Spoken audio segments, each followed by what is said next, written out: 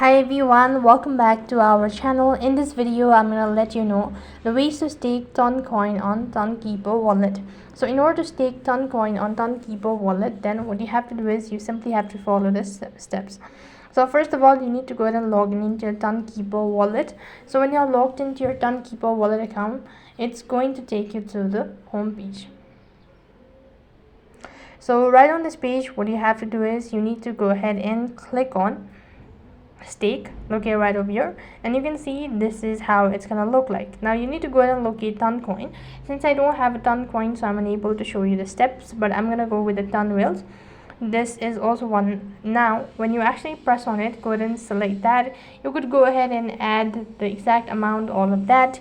Just follow the prompt, and basically when you completed the steps, then you can go ahead and proceed on to the next steps. So that's all for this video. I hope the video was helpful. Make sure to like, share and subscribe to our channel. Thank you for watching. See you in the next video.